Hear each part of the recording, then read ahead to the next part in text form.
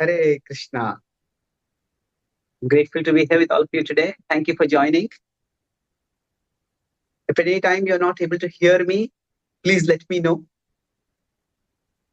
So today we are assembled on the occasion of the festival commemorating the sacred union of Sita and Ram. And I will talk about this from three different perspectives broadly. I'll talk about the philosophical perspective in terms of what is actually happening. Then we'll talk about the historical perspective of how the event happened. And then I'll talk finally about the human perspective, what it means for us when we celebrate such festivals.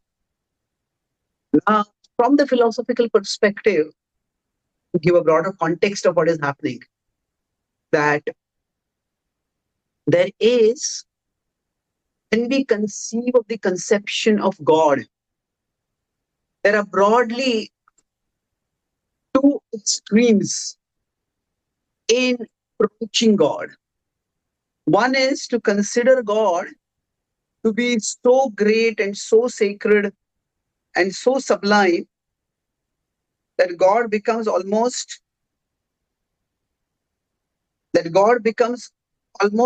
inaccessible in the sense of being too otherworldly. And the other is, so when we have talk about the conception of God, so one extreme would be too divine to be humanly relatable. Here we focus on the principle of divinity so much that the personhood of divinity is lost. Srila Prabhupada gives the example of how, if we consider God to be great, the sky is great. The sky extends as far as our eyes can see, and just beholding the sky can fill us with a sense of awe and insignificance of our own existence. But how do we really surrender to the sky? How do we develop a personal relationship with the sky? It doesn't happen very easily. So that's why if we perceive of God as too divine, then God becomes reduced in the very attempt to make God so great or to emphasize God's greatness. We end up making God inaccessible in the sense of making him unrelatable. The other extreme is to make him too human to be divine. That means if we focus only on the personhood of God and we start thinking of God is just another person like us, just a little more powerful than us, or maybe much more powerful than us, that's all there is to it. Then there is the danger of Sahajiyaism. So here, when we make God too divine, there is a danger of impersonalism. Even if we don't accept the impersonal philosophy, we may end up having a very formal, almost impersonal relationship with God. On the other extreme, we can have Sahajiyaism, wherein we connect with God, but we take him very cheaply. And that is a challenge. So we want to avoid both these challenges. And in between is the bhakti understanding, where there is both God's greatness, his Aishwarya, and his sweetness, his Madhurya. Now, generally, the word Aishwarya and Madhurya are used frequently in relationship with Krishna, but they apply to all the manifestations of divinity, and especially the Laghu Bhagavatamrita. The Goswami, Sadhu Goswami explains that that there is a greater manifestation of intimacy in Ram and Narasimha avatars as compared to the other manifestations of divinity. And thus, there is the greatness which arises from remembering that God is not just a person, is a principle. The sweetness that arises from remembering that He is a person. And thus, when the Lord descends to this world, there is a higher spiritual level of reality, and there is our material level of reality. And then, intermittently, throughout history, the Lord descends to this world. He stays here for some time, and then He departs. This descent is the avatar. And when the Lord descends as avatar, what happens is that His descent is at one level, avatar provides us what can be said to be a trailer. A trailer of a movie is meant to trigger desire within people. This trailer is so good, we want to watch the full movie. So in the trailer, the Lord reveals beautiful, exquisite, mesmerizing drama of His pastimes. And through that panoramic revelation, He inspires our heart to move towards it. But that is not all the avatar, specifically the avatar and Leela does. The second is it sets up a trail that the Lord also doesn't just give us a glimpse, but the Lord also tells us, okay, this is what you can do to come to me. Just like if a movie trailer comes, after that, toward the end, it will say that this is going to be released on so and so date, and you can watch it on this OTT platform, or it'll be in these theaters in this country or whatever. That's just information. And the Lord gives us much more than information. The Lord outlines a path by which we can come towards it. So this trailer is what is studied 4, 7, and 8. Krishna says that I come and I perform established dharma. But janma karma chame divyam evam yovati tatvataha. That those who become attracted to his pastimes, they can actually attain him. So in one sense, the trailer is displayed for everyone. But say a trailer is released to public. Now that does not necessarily mean everybody is going to go and watch the movie. Relatively very small number of people will go and watch the movie. So the trailer is for the select. So not everybody who hears about Krishna will necessarily want to become his devotee. That is a Manushana Sahasreshu. Still, Krishna gives that path to everyone. Now, when the Lord descends to this world, one of the fascinating aspects of the avatar, that there is a mysterious aspect to the very concept of the descent. That the Lord is infinite. And when the infinite Lord comes in the finite domain, how does he manifest? So the Lord is unlimited and this world is limited. And when the mystery of the avatar is that, how can the unlimited manifest in the limited? How can the Lord who transcends space and time, indeed the Lord from whom space and time come, the Lord within whom space and time exist, how does that Lord who is the container of space and time, who is the source of space and time, aham sarvasya prabhavo attah sarvam pravartate. He's the source of everything, he's the sustainer of everything. So that Lord from whom space and time have come, by whom space and time have been sustained, how does that Lord become contained within that space and time, appearing to be just like another human being? So that is the mystery of Avatar. And that's how the Lord descends to fill our hearts with wonder and desire, spiritual desire. Now, among the various pastimes that he performs, the Lord's pastimes, there are some pastimes which are clearly divine. And there are some pastimes which are almost like human. He's always divine in the sense that he is the Supreme Lord always. But he acts divine sometimes and he acts human sometimes. That means, say, when Ram is chasing after Maricha in the form of a deer, at that time, he doesn't act divine. If he is divine everywhere on his hands and legs, he can just extend his arm unlimitedly, just catch the deer. He does not do that. That time he's acting human. But there are times when, say, for example, the ocean does not give him the way. Even after he acts as the human and performs austerities to propitiate the Samudra Dev, the Lord becomes angry. He starts glancing with anger at the river, at the sea.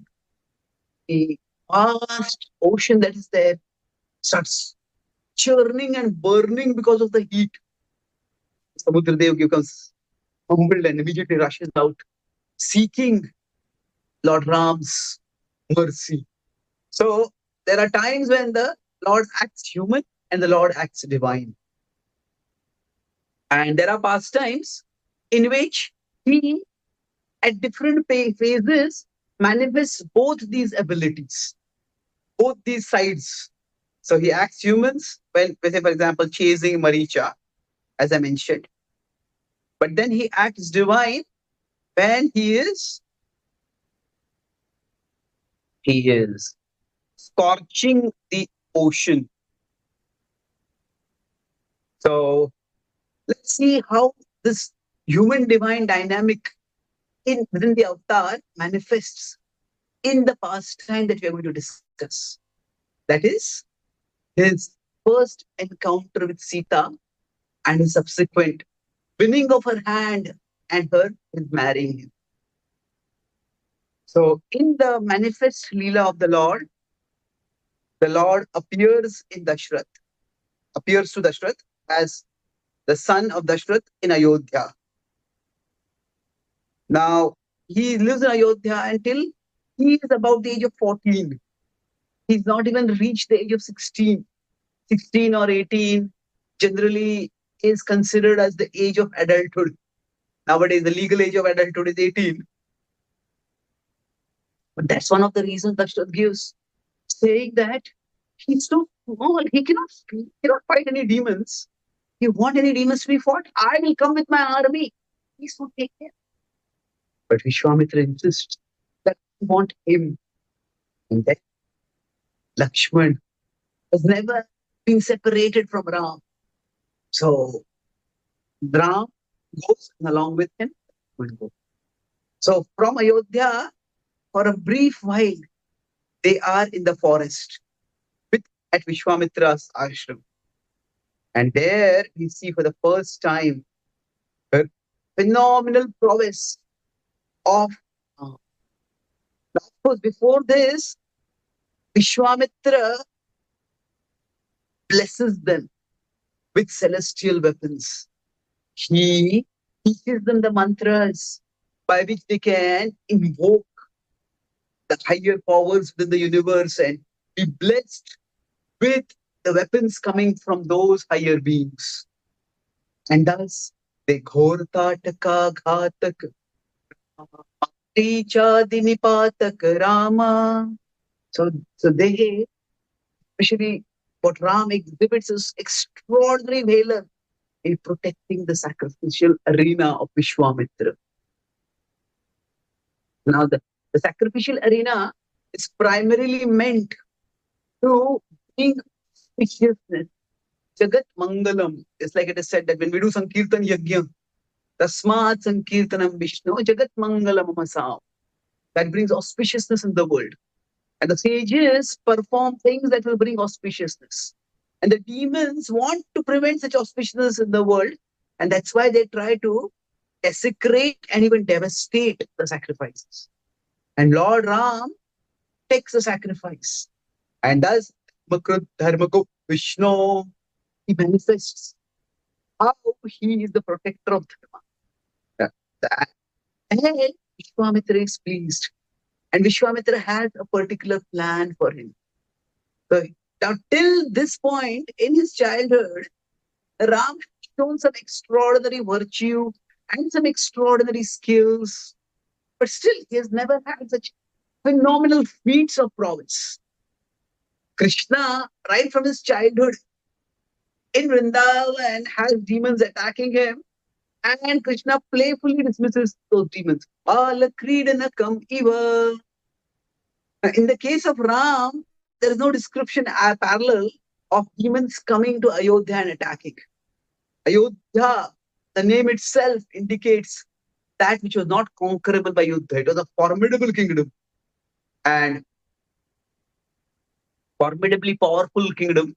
And therefore, there were no such dangers. Ram was trained. But it is a series of heroic activities, one after another, that Lord Ram displays. He destroys those demons who have been terrorizing the earth, vandalizing the hermitages of the sages. Now, Vishwamitra says that I have something else for you to do. Now, the princes have lived in luxury, being served by servitors constantly. And yet, they know that theirs is also meant to be a life of service. So sometimes we are in a role where we may receive service. And yes, sometimes it may be our service to receive service. But that should not make us forget that we are still the servitors. And sometimes we may have to do a particular service in a particular way. And to be able to do that service, others may offer us some service. But still we remain servants. So for the princes, they have lived in luxury, having others serve them. But now suddenly they are thrust into a world of austerity. And there are no servants going with them. Vishwamitra insists that I just want Ram and Lakshman. He actually wants only Ram, but Ram and Lakshman go together. And there are no guards going, there are no servants going. They're all alone. And they not only take care of themselves, after the sacrificial ceremony is completed, then everybody rests. They celebrate, they rest. And then the next morning they wake up, Ram and Lakshman come and offer their respects to Vishwamitra and ask him, what service can we do for you today? And there comes the reply. The king of Janaka is performing a great sacrifice. I would like you to come with me over there. So the service can be sometimes to give service, and sometimes it can be to receive service. But our service can sometimes be to give service, to receive service, but even to receive service is to give a bigger service. So here they are taking the role not of princes, but of servitors of the sages. And as servitors of the sages, they agree. Then Vishwamitra takes them. They go down cross the Sone river, they come to the Ganga river, they follow the Ganga river, and finally they come to Mithila. Mithila Purajan Mohakara Videhi Manasa Ranjaka Rama. In the Rama Ramayana, it is described of how when they come to Mithila, everybody is captivated. Vishwamitra is a well-known sage. He is like a celebrity over there. It's fascinating over here that these two are princes. In one sense, from the world's estimate, the princes are far more illustrious, famous then sages. That's how we might think it would be. Like if there's a wealthy person and they have their sons and daughters. The wealthy person constantly comes in the media and the social media. The children also come in that picture, and everybody would know their children. And those who are sages, unless they are themselves active in some ways, they may not be so well known. But in this case, Vishwamitra is a celebrity. So the culture was such that the Brahmanas and the sages were in many ways models. There are models of different kinds in our life. There are models from whom we get inspiration. And there are models from whom we get pathways. Inspiration means, oh, this is so great, I respect. But there are models when we try to follow. Not everyone that inspires us is someone we can follow immediately. Like we cannot follow the Goswamis of Vrindavan in the form of austerities, or at least the level of austerity that he could perform. So we also need people who are similar to us. Maybe they are also having a career, they also having a family, they have a social life. And still they are very serious about their spiritual life. So for them, the sages were like celebrities high up in the sky. Not everybody could become like them, but still they respected them very much. And those were not the time of social media. So they had not seen Ram and Lakshman. Painters were also not very common. So unless somebody has seen someone, it would be very difficult to recognize them. And that is how when the Pandavas stayed in Ajnatavas in the palace of Virata, actually nobody could recognize them. Normally we would say that if somebody is celebrity, everybody knows their picture, face, how they look. And it just becomes so easy to recognize them. But it's not like that. Still they speculated. The visitors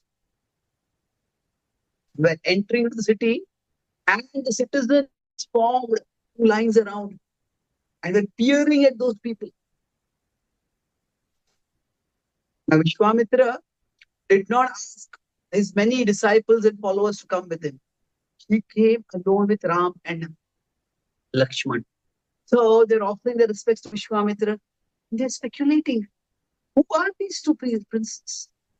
Clearly they look like princes, but they were not dressed like princes. They were not dressed so much in royal opulence. Yet they were powerful, they looked illustrious. They started thinking, might these two be the princes of Ayodhya? When the news went to Janak Maharaj, the great sage Vishwamitra has come. He came rushing out. He fell at the feet of Vishwamitra and offered his respects, and then invited him to his palace, washed his feet, and then allowed him to be refreshed, gave him a sumptuous feast.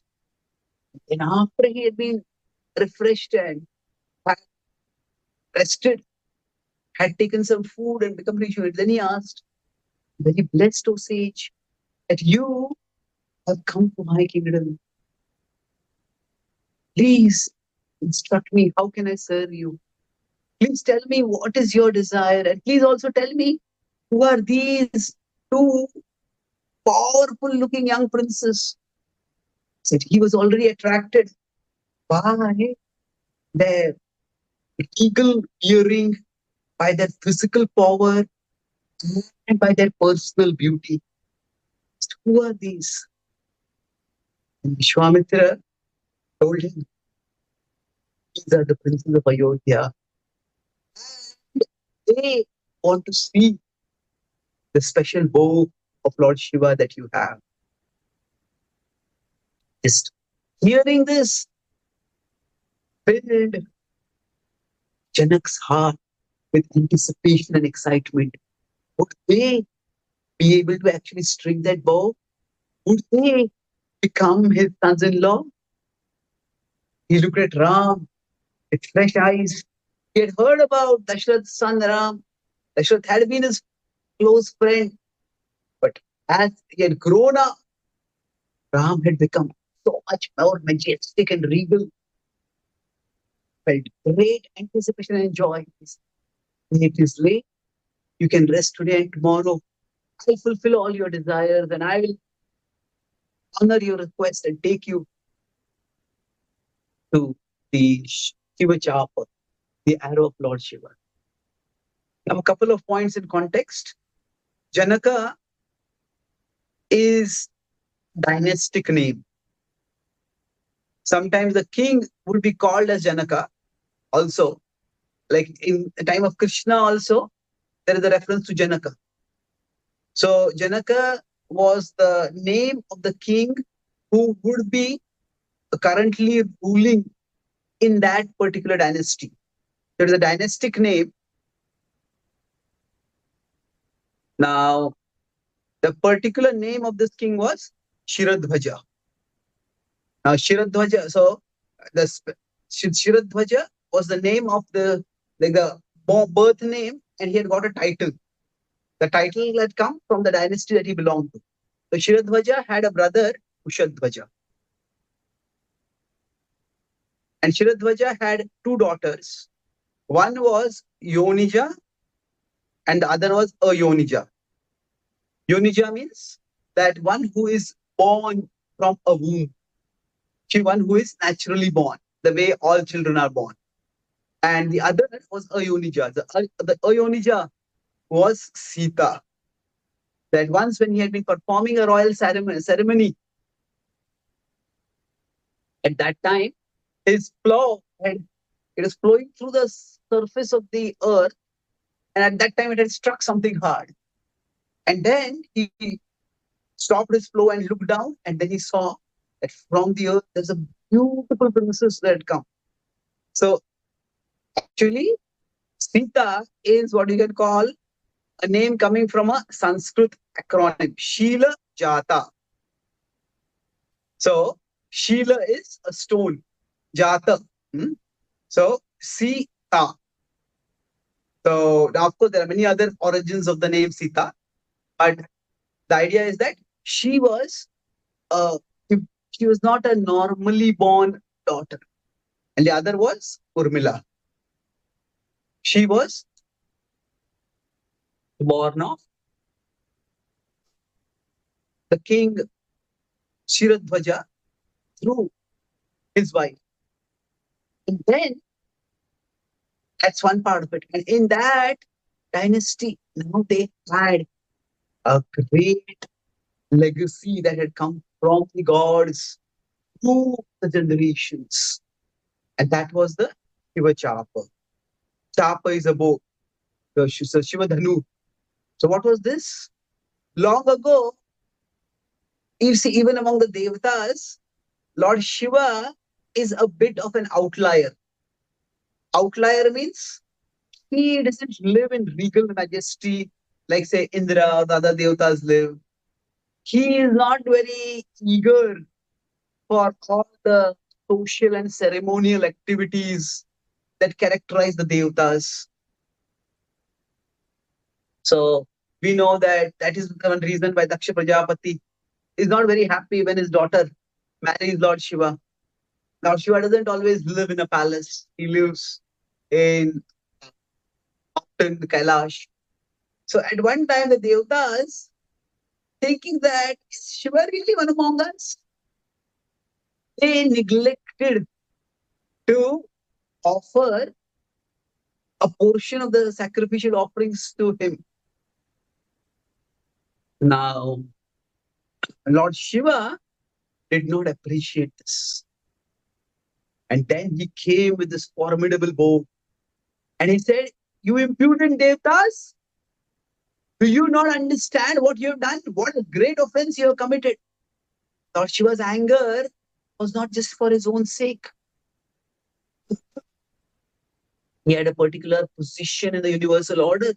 And if the Devatas neglected that position, that would indicate that they have become intoxicated with pride. And that would lead to their own downfall eventually. So Lord Shiva in anger came and he said, "With this bow, I'll destroy all of you now. If any of you have the courage, stand and fight with me." Seeing Lord Shiva's all of them immediately became sober and humble. And so apart from fighting with him or fleeing away from him, they knew neither of those approaches would work. They had no power to fight with him, and there was nowhere in the universe that they could run away from him. So they came to him and fell at his feet and begged forgiveness.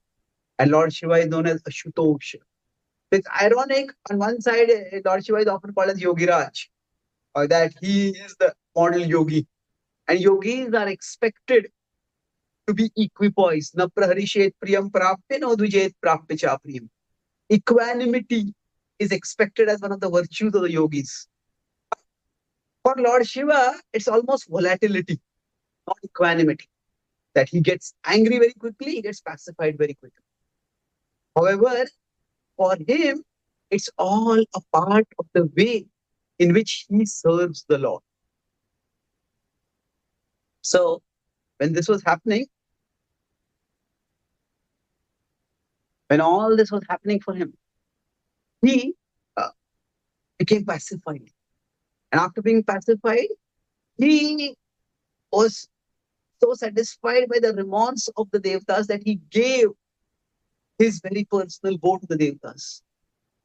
And later on, in the dynasty of Janaka, there had been a great king Devrata who had performed great sacrifices to please the gods. That that king had received this charm, and that had been passed down in generations. And this was such a huge bow that it was practically impossible for any human being to use for fighting. It is something to just keep in a sense of awe. Sometimes we may keep vestiges of the past, mementos. And yet,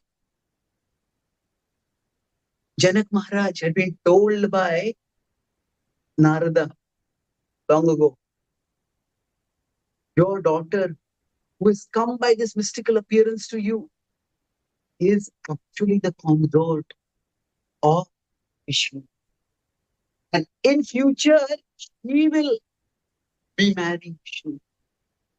That's why he had decided to keep for her a task, for her hand, a task that only Vishnu could meet.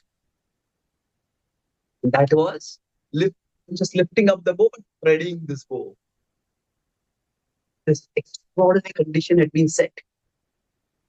So in this way, it's almost like while the Lord is performing his pastime, the stage is being set for him to manifest his divinity. Now, in some retellings, later retellings of the Ramayana, there are descriptions of Ram doing some wonderful and even miraculous activities in his childhood. But in the main retellings of the Ramayana, that is not so much there. And Ram's killing of Tataka and Subahu is extraordinary. At the same time, that's a feat of heroism. That's not necessarily a feat that establishes his divinity.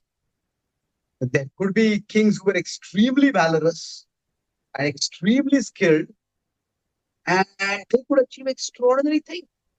Arjuna was a spectacular warrior. Arjuna had defeated all the Devatas combined together. And that made him extraordinary, but that didn't still mean that he was divine. So, this is one of the first incidents in which Lord Ram's divinity will become manifest. And as they're moving forward, incidents. So, Janak Maharaj tells the sage, as well, especially the princess. He knows that the sage already knows. But still, when we are going to see something wonderful, if we have some guests coming, we have a grand temple, and we have some guests coming, and we are going to show them the temple. Then we like to give them some background.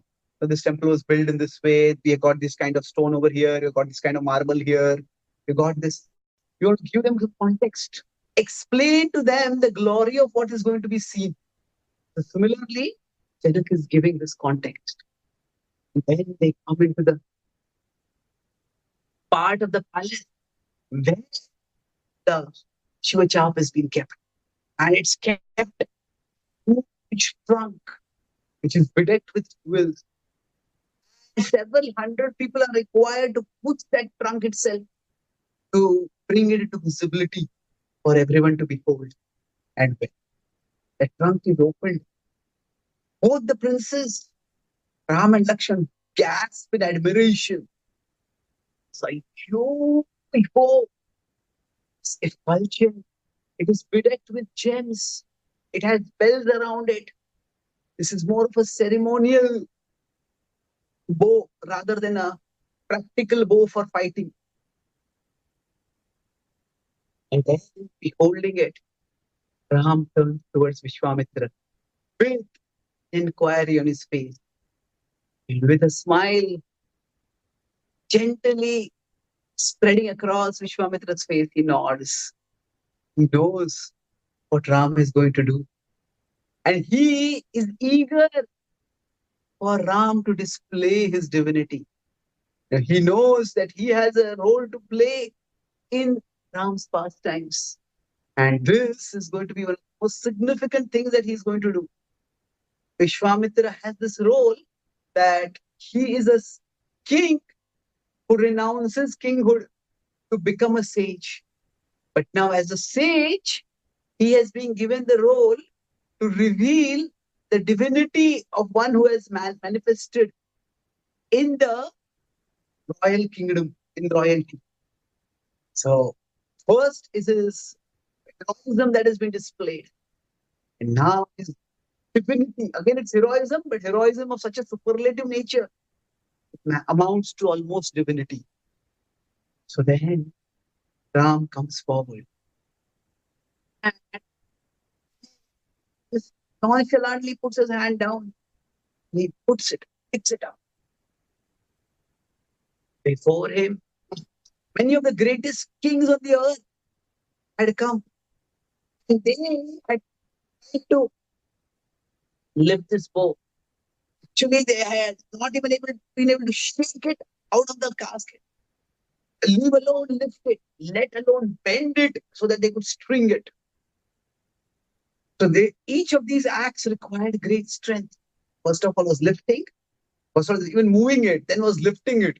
And even if after we lift it, we have to bend the bow, because generally when you put the string in a bow, the string has to be tight enough. That's why when the arrow is shot, the string has to have enough tension that the arrow will really race ahead. So the bow has to be firm enough so that it's not very easy to bend. And when it is actually bent, at that time it will have a substantial amount of tension. So to infuse that tension, bending the bow itself is not very easy. So most of them had not even been able to lift the bow, leave alone bend it or string it. So Lord Ram just nonchalantly picked up the bow. He picked up the bow. Bent, walk, silence. Everybody was stunning in amazement and filled with anticipation. What is he going to do? Lord Ram kept the bow. One end of the bow was on the ground. It was a huge bow.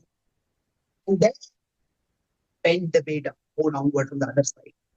And as he bent the bow downward, he was going to string it. But force with which he bent the bow downwards, the entire bow broke. When it broke, the sound was like the crash of thunder falling on the palace. It felt as if the whole earth was shaking as if in an earthquake. Everybody who was beholding, so stunned, they became temporarily senseless and speechless. Just this is what had happened. Their sense of peace diminished with time. Then erupted celebrations and glorifications. They all started cheering and praising the spectacular feat of Lord Ram. And the celestials had assembled overhead. And they started cheering Lord Ram and showering flowers upon him. All this had been happening in a part of the palace where there was a terrace nearby. And in that upper floor, Sita was there. And Sita had been watching. She was very, very devout, religious right from her childhood. She had a very innate attraction toward Lord Vishnu, and she had prayed that may Lord Vishnu, Lord of my life, may he be my husband. And till then, there have been many great kings who had come to seek her hand, but none of them had charmed her heart. She had found them too arrogant, too boastful. But when she had seen her heart had suddenly filled with excitement and joy and affection. As she had seen Ram move forward toward the bow, she had become filled with bated breath, wondering what would happen. And Ram broke the bow. She became so elated that she was almost bursting with happiness. But because of the chastity and feminine shyness, she restrained her emotions and she waited. And then Janak Maharaj looked at her and took a step forward and she came down the stairway. And this was the time when Lord Ram beheld her beauty. And as both of them beheld each other, their hearts became filled with love for each other. And then Sita came forward and offered the garland to Lord Ram. Sita Arpita Varmali Rama. So that Varamala, that matrimonial garland was offered by Sita. Now, this itself was not the wedding ceremony. This was her accepting or congratulating, felicitating the person who had won the contest, the person who had stood up, matched the target, the criteria that had been set. And then Janak Maharaj turned to Vishwamitra and he said, he would like Ram's and Sita's wedding to be held as soon as possible. And they said, for such the wedding to happen, naturally, Ram's parents have to be informed. They have to give their consent. They need to come. Immediately, he sent messengers. And not just messengers, he sent his ministers. They rushed from Mithila to Ayodhya. It took them 3 days to reach there. And they came. Dakshath Maharaj was in anxiety. My son has gone out and I don't know what has happened. Where is he? Has the battle with the Asuras been going on for such a long time? And the Rakshasas harmed him. So when he heard messengers from Mithila had come, okay, well, why are they here? Although there was some anxiety in his heart, still he, with a benign expression, welcomed them.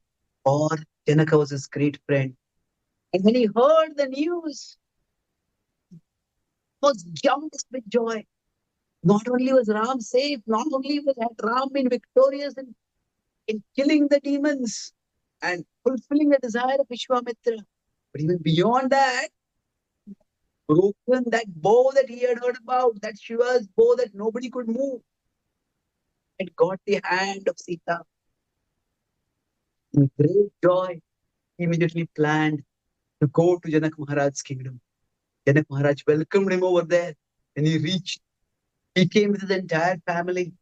And Janak Maharaj said, let there be a bond between our families that runs across many individuals. And this Lakshman has also come there. So let Lakshman get married to Urmila. And thus both my daughters will be married to your sons. He also said that Kushatvaja has 2 daughters. Let them marry Bharat and Shatrugna. And in this way, those 4 marriages were performed. Now, Janaka had his own royal priest, Shatananda. And Vishwamitra and Dashrath had his priest, Vashishta. They both of them conferred. And they decided that the next day itself was a very auspicious day for the marriage ceremony. Normally, marriage ceremonies take weeks and months of planning. And what to speak of if there is royalty involved, then kings from all the world need to be invited, and so many arrangements need to be made. But Janak Maharaj had been so eager for the wedding of Sita that he had already made arrangements. He already had the pandal. He was just waiting for some suitor to come and meet the criteria. And there was a standing invitation that had been issued that whenever the news comes that chapa is broken, then soon the wedding will happen. So many kings had already come there out of their respect for Janak Maharaj and out of their eagerness to see this majestic event which would be the wedding between Janak's daughter Sita and the person who had broken that phenomenal bow. And under the supervision of Vashishta Muni, in the presence of Vishwamitra, the wedding ceremony occurred. Then Janaka came and he brought, the princes were already sitting around the fire, and Janak brought his daughter and he placed next to Ram. Janak placed her hand in Ram's hand, and then they made the offerings to the fire, they circumambulated the fire, they sought the blessings of the elders. And this way, Krutavaivahika Kautuka Rama. After the wedding was performed of Ram and Sita, then the weddings of his brothers were performed with the sisters and the cousins of Sita.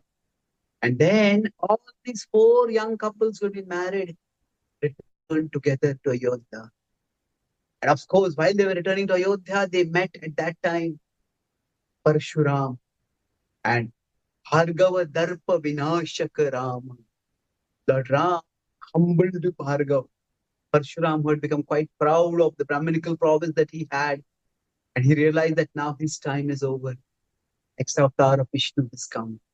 So this event of the wedding is, in one sense, the trajectory through which Ram is demonstrating his heroism and indeed his divinity. While the divinity is manifested by his breaking the Shiva Chapa, it becomes even more manifested when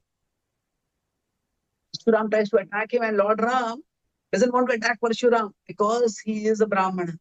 But by his mystic powers, he just freezes Parshuram, and Parshuram is not able to shoot itself. Can you understand? This is the supreme law. So that trajectory is manifested extraordinarily where divinity comes out in his union with his eternal consort Sita. Now, what is there for us to learn from this? Broadly, 3 distinct things. First is that I started by talking about how the Lord may not be very easily relatable for us if we focus on only the principle. So now there are certain events of great significance in our lives. Now, for example, when we get married, that's a time of great significance. That's one of the most consequential decisions that we are going to make. Traditionally in India, when a couple would get married, there would always be comparisons with, oh, the couple just looks like Sita and Ram. The couple looks like Parvati and Shiva. So, like Lakshmi Narayan. The idea is that 2 things over there. One is that the Lord, when he descends and goes through the ceremonies of the rites of life, the typical ceremonies of life, just as the way we seem to go through. What the Lord is giving us sacred memories. Ideally, when we say that they are looking like Sita and Ram, couple is just looking like Sita and Ram. Now that does not mean, ideally what should happen is by this, being reminded of that divine love. And while the love in this world is temporary, even the temporary can be a pointer toward the eternal. The temporary can be an aid toward the eternal. The Prabhupada said one of the purposes of ISKCON is to bring all people closer to each other and closer to Krishna, the prime entity. So that means that when we form a bond over here, we remember how the Lord descended and the Lord formed a bond. So it is not that when we are looking at the Lord's wedding, we remember our own wedding. And we are beholding or we are participating in such a ceremony, it reminds us of the Lord's. It reminds us that this relationship is not just so that we come together and we can enjoy. It's we come together, not that we enjoy and forget God. We remember, we come together so that we can come closer to the Lord. And through this relationship, we come closer to an eternal relationship. Then there is the eternal enjoyment. So when the eternal love manifests as earthly love at a particular point when the Lord and his consort get married, so that can be an weapon for us. That can be a spiritual stimulus for us to enhance our remembrance of the Lord. So that is the so what is the lessons? What is it that we can learn from it? That the Lord's wedding, the Sita Kalyanam, as it's the word used as South India especially, the Lord's wedding can be Uddipan for us. Whether it is this is our wedding or somebody else's wedding. At that time, instead of seeing it just as something about these two people who are there, certainly it is about them, but it can also be a spiritual reminder for us. Krishna tells us that everything in this world can become a stimulus for us to remember him. So, yad yad vibhuti mat sattvam. So 10.41 in the Bhagavad Gita. Now, the second point is that when the Lord descends to this world, as I said in the beginning, it's a trailer. The beauty and the sweetness, the beauty and the potency, the majesty of the Lord, and by which he is able to win the hand of Sita and the heart of Sita. It's not just all of these, he wins the hand. The hand is by the criteria that he's meeting, but it is by his personality, that by his nature, by his sweet loving disposition, that he wins the heart of Sita. And so much so that he wins the heart of Sita that Sita insists on going with Ram when she is exiled, when he is exiled. She doesn't have to go, but she insists on going. So Lord exhibits extraordinary virtues. Ananta Guna Sampanna. So some of his extraordinary virtues are manifested. Ram shows his prowess, but his prowess does not lead him to pride. His prowess, even when he wins the hand of Sita, he's doing it under the guidance of his elders. Vishwamitra asks him to head the bow, and he does that. And even when that does not mean that he's married, waits for his parents to come. And it is when his father gives the blessing, then he goes ahead with the marriage. So the virtue that he shows is, there is power, but along with that power, there is respect. His individual power does not go to his head. He maintains his respectfulness and submissiveness towards his elders. And last is that through the loving union between Ram and Sita, in this particular incident, that is actually what is eternal is manifested at a particular time on this earth. Now, they are the eternal couple. But there is this whole phrase of somebody is a power couple. So Sita Ram, Lakshmi Narayan, Radha Krishna, they are the ultimate power couple. All the power in this world comes from them. They are the divine couple. But when they manifest, when they develop their relationship with each other, it is actually demonstration not just of the sweetness of divine love, but it is also a demonstration of when relationships are going to be formed in this world. Now, how they should be formed with unity, with respect, and with a gradual winning of the heart. So it is Lord Ram is Maryada Purushottam. He always respects the Maryada. He always respects Dharma. He always follows the proper etiquette that is expected of him. And thus, there are all these ways in which it's a model of Maryada, of respect. So when the Lord finally unites with Sita, at that time he says that I will offer you for your gift. And he says that I will never marry. I will be a Pativrata.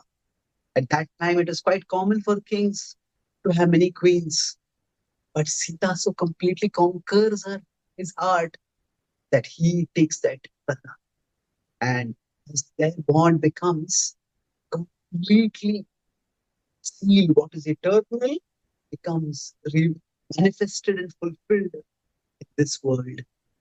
And for all of us, while Bhakti, the relationship between us and Krishna, we have Krishna here and we have relationship with others here. Now, while in one sense, the relationship with Krishna is completely different in the sense that the relationship with the divine and relationship with each other is more material than spiritual. But the principles of relationship building, they are the same everywhere. In any relationship, where there is virtue on one side, there is valor on one side, and then the relationship that is developed there is a glorious relationship. Sita had her set of virtues, Ram had her set of virtues, and thus a beautiful relationship was formed between them. What was eternally there was manifested in the earth. So just as Ram and Sita had their virtues, so their example inspires us also to develop similar virtues so that we can have deep and fulfilling relationships. In this world, we try to move toward our eternal relationship with our Lord, which exists in this world, also in a more hidden form, which becomes revealed and fulfilled in its fullest in the Lord's eternal abode. I'll summarize what we discussed today. Broadly, 3 points. I talked first about from the philosophical perspective of the Lord. We don't want our conception of the Lord, if it is too much, we focus on the divine too much, then it's almost because the Lord is so great as to no longer be personally relatable. So it becomes depersonalized. And that is not healthy. The other extreme is we make him too human and then it becomes sentimental, becomes sahajiaik. So we have there's a combination of appreciating the greatness of the Lord and the sweetness of the Lord, the Aishwarya and the Madhurya. And that is seen in his descent into this world. When he descends, he performs as the avatar Leela over here. And the avatar Leela that is there, that can act as a trailer for everyone to behold and a trail for those who want to follow so that they can enter into those higher pastimes. Then we discussed how through the various incidents, through his killing the demons, through his breaking the bow, and finally, through his deflecting or defeating the pride of Bhargava, of Parashuram. Through these 3 incidents, Lord Ram's glory gets manifest. Ram's glory. Now through each of these incidents, the glory is being manifested. Here it is heroism. Here it is heroism plus divinity, that no human could break that chapel. And especially in his stopping Bhargava, his divinity is manifested. So while the Lord is performing his pastimes in a sweet and endearing way, he is, in almost a non-intrusive way, he's also revealing his divinity and conquering the hearts of all of them. And then finally, we discussed what are the lessons for us over here.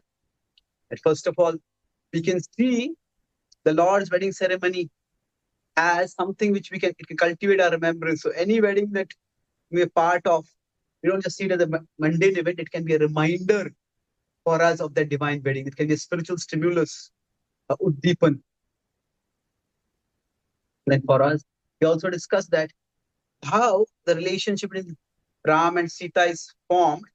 That relationship is formed. Ram exhibits virtues and Sita exhibits virtues.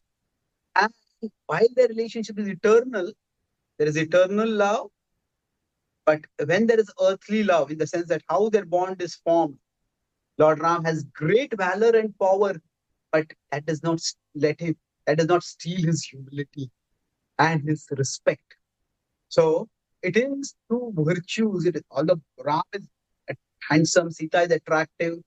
Now their relationship is based not just on their physical attractiveness, but on the virtues that they have. And similarly for us, we can take inspiration, and in our relationships, the principles of relationships are always the same. So the purpose of relationship is we come closer to Krishna, and we come closer to the Lord and come closer to each other. So as we cultivate virtues, including devotional virtues, then it is that way that we all can take inspiration from the way Ram and Sita manifested their eternal relationship in this world, and we can also have more fulfilling relationships in this world. Thank you very much. Hare